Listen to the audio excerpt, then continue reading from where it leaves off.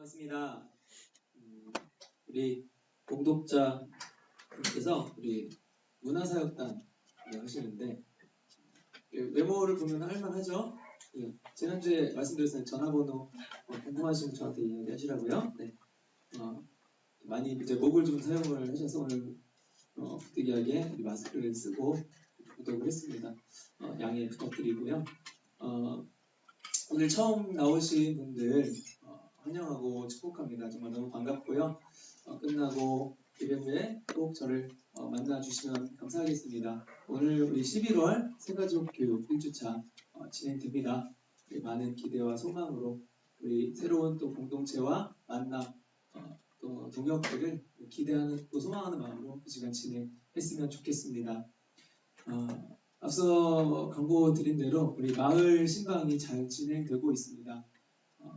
12월 한 둘째 주까지 해서 마무리가 될 것 같아요. 제가 여러분들을 좀 더 가까이서 한 분 한 분 좀 만나고 교제하고 싶은 마음에 이렇게 진행을 시작했고요. 그래서 꼭 시간을 조금 잘 양보해 주셔서 좋은 시간, 반드시 후회하지 않을 시간으로 이렇게 좀 만들어 봤으면 좋겠습니다. 우리 이름이 잘못 나갔대. 슬기로운 그 청년 생활이래요. 슬기로운 청년 생활이라는 우리 마을 대회 감사절을 맞이해서 우리가 하나님께 감사하는 마음들을 좀 회복하고 우리가 되새기고 또 다시 한번 각인하고자 또 우리가 우리의 시간과 몸과 정성을 들여서 귀한 발표를 준비합니다. 우리 그 시간에 우리 특별히 백석대학교에 우리 담임 목사님을 비롯한 우리 목회 사단이 우리 심사위원으로 출동을 하게 됐습니다, 여러분. 그래서 많이들 기대해 주시고 하나님 앞에도 우리에게도 즐겁고 행복하고 또 은혜로운 시간 같이 만들었으면 좋겠습니다. 오늘부터 이렇게 우리가 느헤미야서를 통해서 우리의 성전으로서의 우리의 삶을 어떻게 성전이 성전답게 살아가느냐를 회복해가는 우리 26주간의 여정을 이제 오늘부터 시작을 합니다. 오늘 나오신 분들 정말 축복합니다. 옆 사람 이렇게 축복합시다. 오늘 잘 오셨습니다. 네, 오늘 잘 오신 게요. 26주간 쭉 다 나왔을 때 잘 오게 되는 겁니다. 네, 이게 시리즈이기 때문에 하나 빼먹으면 이게 은혜가 안 되는 거예요. 네. 책자를 좀 만들어서 준비해서 여러분들께 배포를 해드리려고 했는데 제가 개인적인 좀 사정이 여의치가 않아서 이번에 만들지 못하게 됐습니다. 다음에 강해설교가 시작될 때 꼭 준비해서 같이 나누도록 하겠습니다. 오늘 그 첫 시간입니다. 느헤미야서를 통해서 이 느헤미야가 포로 이 귀환을 하고 나서 이스라엘 그 귀환한 포로 백성들과 무너진 성벽을 재건하는 그 여정이 우리 삶의 성전을 어떻게 회복해가는 것인가를 우리가 함께 조명을 해보는 시간입니다. 먼저 오늘은 기도에 대한 이야기로 이 말씀을 시작하려고 합니다. 인간이 기도를 하는 이유가 보통 무엇이죠? 기도라는 말은 보통 사람이 기도라는 걸 또 언제 하느냐 했을 때 저는 아주 절박한 상황에서 한다. 이렇게 말하고 싶습니다. 저희 아버지는 기독교인은 아니십니다. 그런데 이 10대 시절에 영적인 경험을 하신 적이 있으시다고 합니다. 밤에 이렇게 주무실 때 가위를 눌렸다고 해요. 저희 아버지는 자존심도 세시고 그래서 얼마나 공포를 느끼시지 않은 분인데 그때는 정말 무서웠다고 하셨어요. 교회는 다니지 않았지만 그 학생 때 다녔던 그 경험이 있으셨던 아버지가 자기도 모르게 순간적으로 예수님 살려주세요 그랬대요. 근데 그때 가위가 눌려서 목소리가 나오지 않아서 마음속으로 그 소리를 외쳤다고 합니다. 근데 순간 가위에서 팍 해방되었다 라는 이야기를 저한테 해주신 적이 있어요. 그걸 이제 술을 마시면서 얘기를 해주시더라고요. 술을 좋아하시는데 또 제가 이 전에 사역했던 교회에서 이 중고등부 친구들과 함께 사역을 했을 때 저희 말레이시아에 있었는데 그 말레이시아는 이제 더운 나라니까 수영장이 굉장히 많아요. 네, 집마다 수영장이 있고 그래서 그 수영장에서 늘 우리는 이제 정말 수시로 수영을 하면서 놀았습니다. 근데 그때 이제 아시겠지만 제가 굉장히 장난이 많습니다. 그래서 그 중고등부 아이들 어떻게 했어요? 여러분들 대할 때보다 훨씬 더 격정적으로 저희 친구들 대합니다. 물에서 그 친구들 대하니까 어떻게 했습니까? 일단 무조건 물을 먹입니다. 계속해서 나오려고 그러면 누르고, 나올 때 기다렸다가 또 누르고, 계속 누르고. 그리고 거기 또 힘세서 저 제압하려고 하는 친구들도 많아요. 제가 5명씩 매달고 같이 물에 자폭하기도 하고 막 그랬어요. 근데 그 친구들이 신앙이 막 좋지 않죠. 어린 친구들이니까. 그런데 물속에 제가 그렇게 막 물을 먹이려고 하면 한결같이 애들이 주님을 찾습니다. 주여 주여 하는 거예요. 기도도 안 하는 것들이. 평소에 전혀 그러진 않죠, 친구. 이게 뭐예요? 절박할 때. 근데 절박할 때 주님을 찾고 기도를 한다는 거예요. 자, 그런데 하나님을 믿는다고 하면서 이런 절박한 게 없어요. 그리고 기도는 배웠으니까 해야 되니까 의무감으로 해요. 형식적인 기도밖에 나오지 않는 거예요. 자, 그런데요, 사실 우리 인간들 중에 절박하지 않은 인간 한 명도 이 땅에 없다는 것을 여러분들이 아셔야 됩니다.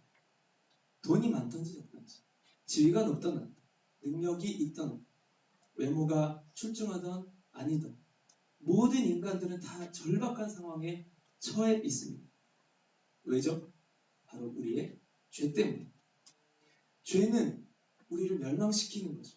그런데 그 죄의 사함, 죄를 용서받지 못한 대부분의 인간들은 사실 그것을 용서받지 않는 한 지옥에 가야 할 위기 상황에 처해 있는 거예요. 이 땅에서 삶 자체가.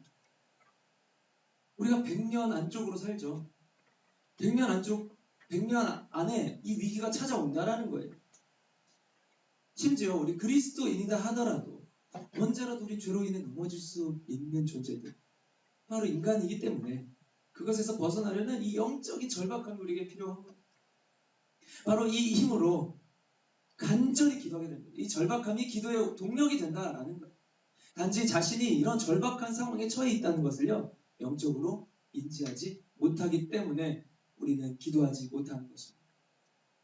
오늘 본문의 이 느헤미야 때 이스라엘 상황이 그러했어요. 이스라엘이 이 바벨론에 의해서 멸망당한 후에 이 백성들은 바빌론 포로로 끌려갔죠. 이후에 더 강대국인 페르시아가 나타나서 그 바벨론마저 멸망을 시켜버렸어요. 어떻게 했어요? 그때 바벨론의 포로였던 자들은 자연히 페르시아의 포로가 되었던 거예요. 이 포로들을 억압했던 바벨론에 비해서 페르시아는 포로들에 대해서 온건 정책을 썼었어요. 그래서 이스라엘 백성들은 포로가 된 지 70년 만에 고향 땅인 예루살렘으로 귀환할 수 있는 혜택을 얻었어요. 왜냐하면 이 페르시아는 식민 지배를 하고 있는 그 민족들을 온건적으로 너의 민족들 정체성도 잘 살리고 그렇지만 우리 말만 잘 들어 이렇게 해서 그 민족이 어느 정도는 독립을 할 수 있게 해줬다는 거예요. 하지만 바벨론은 그렇지 않았어요. 민족 말살 정책을 폈었다는 겁니다. 피를 섞게 만들어서 그 민족의 정체성을 계속해서 없애버렸었는데 이 페르시아는 그렇지 않았다는 거예요. 분위기가 달랐다는 거죠. 유화 정책을 썼다는 거예요. 물론 온전히 독립한 상태가 아닌 식민 관계는 유지가 되었죠. 때문에 이들이 비록 고향으로 돌아오게는 되었지만 그 유대인들은 그때까지도 페르시아의 왕을 섬기고 있었던 상황이에요. 그렇게 1차로 예루살렘에 귀환한 이 유대인들은 가장 먼저 무너졌던 하나님의 성전을 재건하기 시작했죠. 어때요? 그 나라가 전쟁을 통해서 멸망하고 그래서 모든 것이 다 초토화되고 파괴되었어요. 그리고 그 상태로 70년 동안 아무도 그것을 관리하지 않는다. 70년 만에 돌아와서 이 성전부터 재건하기 시작했다. 이것을 이 페르시아의 왕도 밀어주기 시작했어요.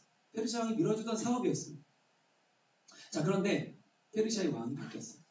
그리고 예루살렘 현장에 있던 유대인들 중에요, 이 성전 건축을 시기하고 반대하던 세력들이 있었는데 그들이 이 바뀐 왕에게 이들의 성전 건축이 왕을 반대하는, 왕에게 반란을 꾸미려는 그런 사람들의 음모입니다 라고 이렇게 보변을 하게 됩니다.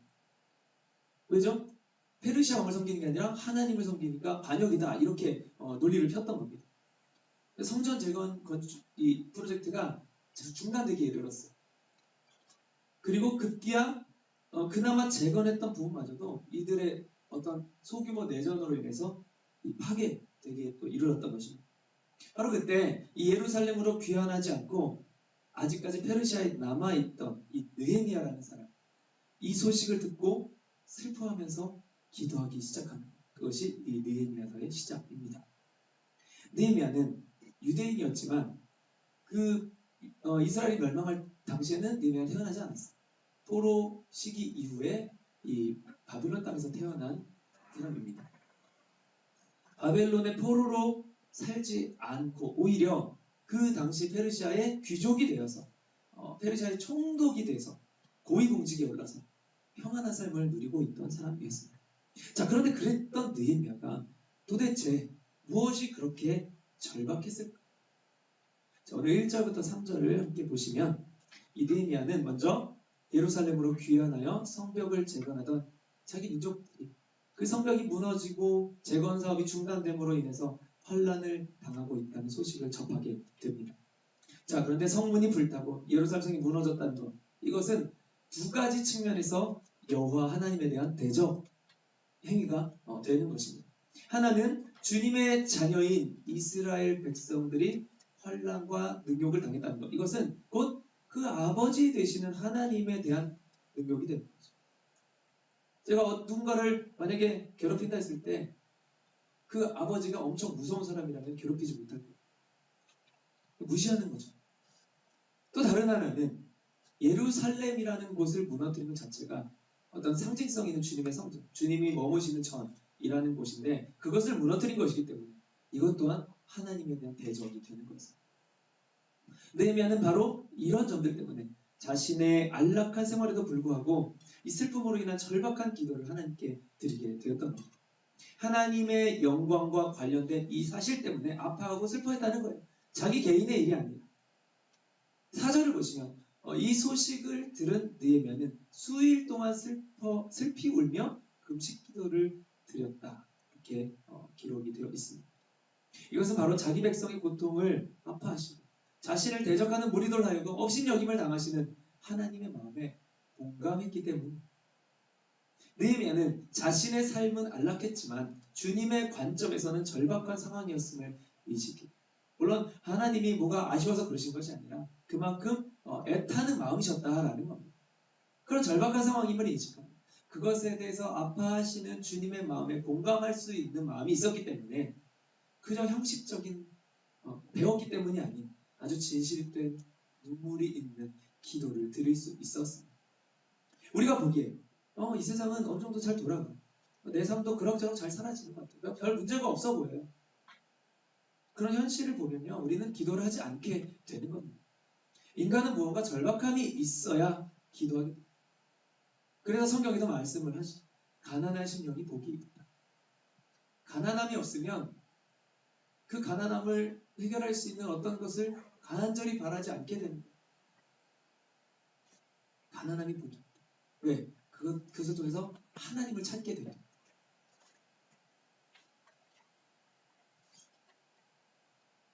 그 절박함이 자신의 현실적, 육신적인 삶이 어려울 때만 절박해서는 또 안 된다라는 거예요. 주님의 영적인 관점에서, 지금 영적인 상태에서 무엇이 절박한지 우리는 깨닫고 직시할 수 있어야 하는 것입니다. 자, 자녀를 가진 부모들이 자녀들이 공부 안 하고 안일하게 시간을 보내면 부모들 절박합니다. 믿는 부모님들은 막 기도합니다. 절박, 수능 때 되면 막 기도 드리죠. 그런데 자녀들이요, 신앙생활에 있어서요, 성경도 잘 모르고 읽지도 않아요. 기도도 안 해요. 그런 영적 상태에 대해서 그렇게 절박하게 느끼는 부모님들 없습니다. 성경 통독 자녀가 안 한다 그래서 수능 때 기도하듯이 그렇게 기도해주는 부모는 없다는 거예요. 믿는 부모들도. 영적인 것에 절박함이 없는 거예요. 세속적인, 지금 당장 내가 살아가고 당면한 현실에서는 절박함이 있을지 모르겠지만. 느헤미야는 자신이 페르시아에서 잘 나가는 고위 공직자인 것, 이것을 잘 유지하고 안정되게 이 힘을 가지고 사는 것에만 관심이 있었던 것이 아니라 주님이 보시는 자기 민족의 영적인 상황의 어려움에 관심이 있었고 그래서 그것을 위해서 절박한 기도를 시작했습니다. 우리의 절박함 어디에 있습니까? 나 자신의 삶이 잘 되는 것에만 절박함이 있습니까? 아니면 하나님의 일에 대해서 절박함이 있습니까? 하나님의 관심에 절박함이 우리에게 있습니까? 하나님의 일이 진심으로 걱정되십니까? 교회 돌아가는 일, 우리 청년대학부의 사역이나 행사, 수련회 이런 것들이 어떻게 진행되고 어떻게 돌아가는지 그게 잘 되든 말든 어차피 그거는 그 담당 목회자나 그 리더십들이나 신경 쓰는 일이고 나 같은 일반 청년들은 참여하는 입장이니 그것에 대해 크게 절박하지 않고 이것이 우리 현실 아닙니까? 우리가 믿음 생활 잘하지 못해서 지옥에 갈 수도 있다는 것을 절박하지 않으면서 이 땅에서의 미래에 대한 절박함만 가지고 있는 인간의 연약한 모습이에요. 그래서 하나님께서는 기도를 하게 하시기 위해서 어려운 상황을 주신다. 여러분 축복입니다. 예배자로서 성전된 그 모습을 회복하는 사람은 자기 개인의 일보다 하나님의 일에 더 관심을 갖고 그 일이 내 일이도 절박하게 기도할 수 있는 것입니다. 성전으로서의 우리의 삶이 회복되어져 가는 증거 중 하나라고 할 수 있는 겁니다. 자, 그런데 이렇게 기도할 때 간절함으로 인한 열심만 가지고 있어서는 뭔가 좀 부족합니다. 어떻게 기도하느냐, 무엇을 가지고 기도하느냐, 어떤 태도로 기도하느냐 등이 이 절실한 기도의 참된 모습을 보여주는 겉모습이 되는 거죠. 바로 인간이 어떻게 기도하냐, 어떻게를 함께 좀 나눠보도록 하겠습니다. 몇 년 전에 이 월드컵이 있었죠. 우리나라와 스웨덴의 경기가 있었습니다. 0대1로 진 시합이었어요. 물론 그때 스웨덴이 강팀이긴 했지만 사실 그때 당시에 이길 수 있는 가능성도 있다 이렇게 평가를 했었습니다. 문제는 우리가 스웨덴을 너무 지켜요. 스웨덴의 강점을 무너뜨리기 위해서 우리가 잘할 수 있는 우리의 강점을 살리지 못해요. 어설프게 스웨덴을 상대했다는 것입니다. 당연히 열심과 간절함은 동일했죠. 그것이 없어서가 아니었습니다. 그러나 그 상대에 대해서 지혜롭게 대처하는 그 방법적인 부분, 패배의 원인이었다는 겁니다. 무조건 열심히만 하는 것이 중요한 것이 아니고요. 어떻게 열심히 하느냐가 중요하다는 겁니다. 제가 지금은 이제 거의 하지 않지만 예전에 이제 실용음악학원 강사를 하면서 보컬 레슨을 할 때 레슨은 보통 한 주에 1시간 정도의 1회를 합니다. 그리고 한 달에 보통 4주를 기본으로 하죠. 왜 이렇게 띄엄띄엄 잠깐만 하는 거죠. 그러고서도 한 달에 12만원, 15만원, 입시는 한 3, 40만원, 50만원까지도 받아요. 저 굉장히 어떤 고소득 직업분이었습니다, 여러분. 저 쉽게 보시면 안 됩니다. 네. 그런데 왜 이렇게 띄엄띄엄 잠깐 하냐면요. 배운 것을요, 개인 연습을 자기가 일주일 동안 해와야 돼요. 그래야지 다음 시간에 그만큼의 진도를 나갈 수가 있어요. 그러니까 그 1시간에는 선생님이 뭔가를 주입을 시켜주는 게 아니라 열심은 그 학생이 가져야 되는 거고요. 그 선생님은 어떻게를 가이드 해주는 겁니다. 그러니까 선생님이 능력이 있고 없고를 떠나서 그 학생이 열심히 하지 않으면 늘지를 못해요. 진도가 안 나가는 거예요. 그러면 어때요? 그 한 달에 그 돈만 버리는 거예요. 개인 연습을 쭉 해서 와야 된다. 근데 그 학생이 어떻게 연습하는지를 안다면, 그리고 열심도 있다면, 선생님이 굳이 필요하지 않는 거죠. 어떻게 연습하는지를 모르기 때문에 선생님을 찾아가는 겁니다. 그래서 선생님과 배우는 시간보다 개인 연습이 훨씬 더 많다. 굳이 선생님이 필요하지 않을 수 있다는 거죠. 그런데 배우지 않고 무조건 열심히 하게 되면요, 잘못된 거를 열심히 하게 됩니다. 잘못된 거. 음이탈을 하고 있는데 그것도 모르고 그걸 굉장히 열심히 해서 굉장히 딱 절대 그 음이탈한 거를 바꾸지 않게 만들고, 그러고 나서 오면 이거 교정하는 게 더 힘들어요. 선생님은 올바른 연습의 방향을 제시해 주는 거죠. 바로 이렇게 기도도 마찬가지로 올바른 방향과 자세가 필요합니다. 열심과 간절함은 당연히 있어야 하는 거예요. 하지만 그것만 있으면 안 된다는 거예요. 자, 그렇다면 우리는 그런 절박한 기도를 어떻게 주님께 올려드릴 수 있을까? 그것을 우리가 두 가지로 알아볼 수 있습니다. 먼저는 주님의 신실하심을 붙잡고 기도해야 한다. 신실하심. 그냥 무작정 때 쓰는 건 안 됩니다. 그냥 막 달라 이게 아니라 주님의 좋으신 그 성품에 의지해서 우리가 구해야 한다는 겁니다. 느헤미야는 5절에 어떤 하나님께 기도하느냐, 내가 하나님께 기도하는데 그 하나님이, 내가 기도하는 그 하나님이 어떤 분이시냐 하면 바로 존경할 만하고 약속을 지키시며 우리를 불쌍히 여겨주시는 그 하나님께 내가 기도한다. 이렇게 고백을 합니다. 이 주님의 성품은 변하지 않으시기 때문에 이런 성품으로 우리를 대하시는 그 하나님께서 우리를 이 환난 속에 그냥 내버려 두실 리가 절대 없다라는 그 믿음으로 이 성품을 붙잡고 때를 써야 한다는 겁니다. 제 아들이 그냥 뭔가를 원할 때 그냥 배까지 짚고 뒤집어서 으앙 이래요. 제가 별명을 지어줬어요. 별명이 아니라, 야, 너는 이 다음에 크면 이 제2금융권에서 일하면 재능 있겠다. 이렇게 집에 가서 수금하러 가가지고 딱 저는 줄 때까지 본다 그래서 배째 이러면서 딱 그거예요. 근데 그렇게 하면요 더 해주고 싶은 마음이 안 생겨요. 근데 우리 큰딸은 그러지 않습니다. 와가지고 이제 이야기를 해요. 자기가 이게 왜 필요한지, 그리고 아빠는 나를 어떻게 생각하지? 그래서 저의 성품의 근거에서 필요성을 탁탁탁 얘기해요. 우리 하나님께 그렇게 기도한다. 그냥 무작정 으아 이러면 안 된다는 거예요. 우리 어떻습니까 우리? 사실요 주님께 기도하면서 동시에 주님 원망하고 있을 때도 많이 있어요. 느헤미야는 지금 간절한 기도 제목을 올리기 앞서서요 주님을 엄청 띄워드립니다. 엄청 칭찬하면서 기도를 시작합니다. 야, 하나님 최고예요. 하나님 진짜 멋지십니다. 하나님 정말 못하시는 게 없어요. 그런 하나님께 내가 좀 필요한 게 있습니다. 여러분들 혹시 저한테 뭐 필요하신 게 있으면 먼저 저를 띄워줘 보세요. 그런 겁니다. 느헤미야라고 해서요 그 상황이 원망되지 않았을 리가 없습니다.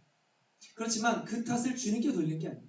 오히려 주님은 절대 그러신 분이 아니야. 그렇게 된 것은 결국 우리의 죄 때문이었지 하나님의 성품에는 전혀 하자가 없으십니다. 그렇게 기도하는 겁니다. 이것이 참된 기도의 자세. 하나님 입장에서도 이런 사람의 기도를 더 들어주고 싶으실 겁니다. 다음으로 두 번째, 이렇게 어려운 상황을 놓고 기도할 때 그 상황에 대한 원인이 바로 그렇게 신실하신 주님이 아닌 죄인인 우리에게 있습니다. 인정, 고백하는 순서 반드시 필요하다는 겁니다. 6절과 7절에 보니까 느헤미야는 자기 민족의 죄를 먼저 고백하고 인정합니다. 그리고 그것 때문에 자신들이 포로 생활을 하게 된 겁니다. 하나님이 악해서가 아니라, 하나님이 무능해서가 아니라 그 죄를 그냥 두고 보실 수 없는 하나님의 어마어마한 선하심 때문에 그 죄악된 속으로서 우리를 채찍질해서라도 구해주시고자 그렇게 심판하시고 나라를 멸망시키기까지 체벌하시고 그것 때문에 우리보다 더 괴롭고 아프신 그 하나님, 바로 하나님 때문이 아니라 우리 자신들 때문에 포로 생활하는 것이죠. 그 포로로 끌려가지 않은 사람들이나 하더라도 이 황폐하고 무너져버린 조국 땅과 예루살렘을 보며 고통스러워하는 것, 그것이 우리에게 원인입니다. 우리의 잘못입니다. 하나님 회개하는 것. 그러면서 느헤미야는 8절과 9절에 하나님께서 모세를 통해서 과거에 이 이스라엘 민족에게 하셨던 그 언약, 즉 약속을 어기고 죄를 지으면 벌을 받겠지만 돌이키기만 한다면 다시금 용서하신다라는 그 약속을 하나님 앞에 상기시키고, 그러면서 10절과 11절에 자기 조상들이 비록 그렇게 죄를 지었지만 그렇게 하나님 약속하셨지 않습니까? 자신을 비롯해 지금 이 유대인들 모두 회개하고 돌이키고 있습니다.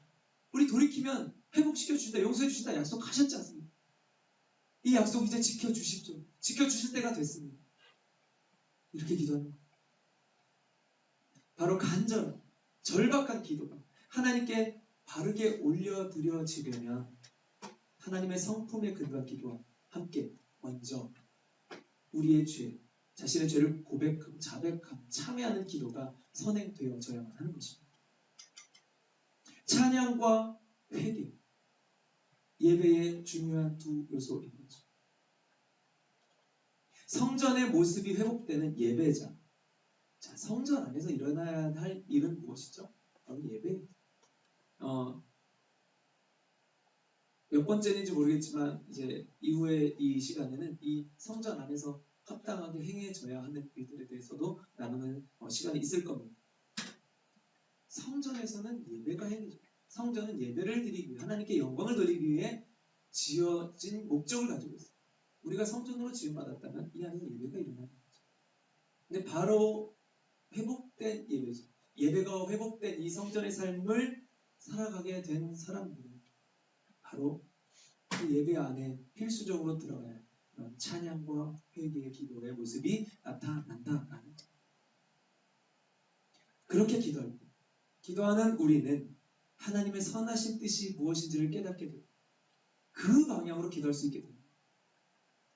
이것은 곧 하나님이 들으시고 응답하시는 기도가 되는 거죠.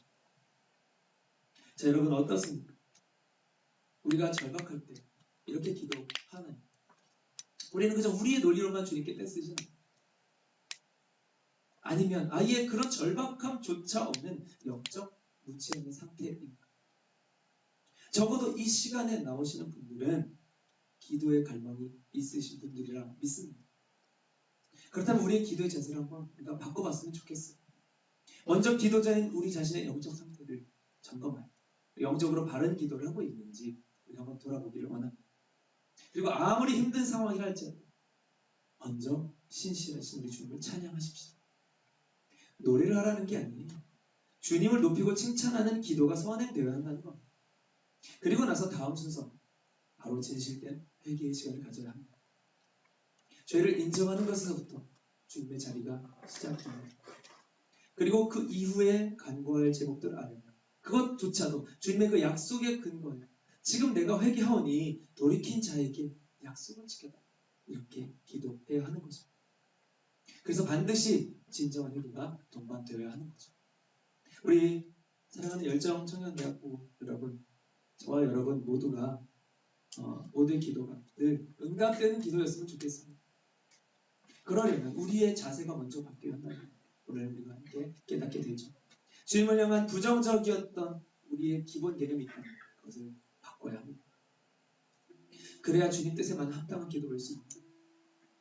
나에게 어떤 것, 내가 원하는 달콤한 어떤 것을 해주시면 그 하나님은 선하시다가 하나님은 먼저 선하십니다. 그 선하신 하나님의 성품을 근거로 지금의 내 상황을 해석했을 때 이해가 되지 않을 때는 그래도 하나님의 선하심은 분명하니까 이해하지 못하는 내가 무지한 겁니다. 우리가 기준을 다시 설정해야 조건적으로 하나님을 대해서는 안 돼요. 이미 절대적으로 선하신 그 하나님을 우리가 믿는 거예요. 분석하는 게 아니라 믿는 겁니다.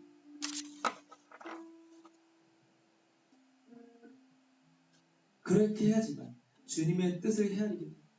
주님의 뜻에 합당한 기도가 나올 수 있게 되는 거죠. 그 응답의 때와 방법도 내 생각과 기준, 주님의 기준으로 바라볼 수 있게 되는 겁니다. 여러분 혹시 지금 어렵고 절박한 상황 처해 계신 분 계십니까? 저는 하나님 안에서 다 모르죠. 주님이 다 아십니다.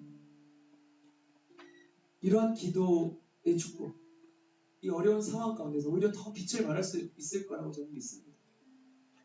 사람을 의지하지 마시고 여러분을 사랑하시는 그 하나님이 사랑하신다는 그 사실을 믿으셔야 합니다. 그래야 간절한 소망을 주님 앞에 올려드릴 수 있게 됩니다.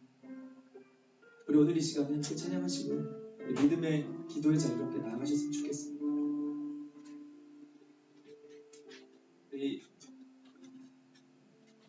지금 이 땅 가운데 형식적으로 예배라고 하는 그런 행사, 시간, 모임들은 많지만 과연 그 예배 가운데 하나님이 진정으로 그 예배자들의 삶과 고백과 마음들을 받으시는 하나님이 임하시는 그런 예배가 얼마나 될까?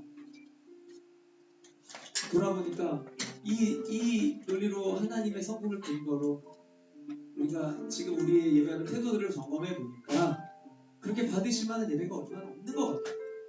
그래서 하나님, 나라도 다른 사람 평가하고 하는 게 아니라 나부터 그런 예배자가 되겠습니다. 우리가 이 느헤미야를 통해서 계속해서 예배 회복, 성전의 회복을 우리가 여정을 걷는 동안에 우리가 이 찬양으로 계속 같이 기도하기를 원합니다. 바로 그 고백이요, 여러분들 잘 아시는 찬양일지라도 우리 안에 이전에 했던 그저 큰 뜻 없이 읊조리기만 했던 그런 가사가 아니라 이제 내 영의 고백으로 내 안에 새 노래로 불려질 수 있는 그런 찬양 드리게 되었으면 좋겠습니다. 함께 찬양합시다.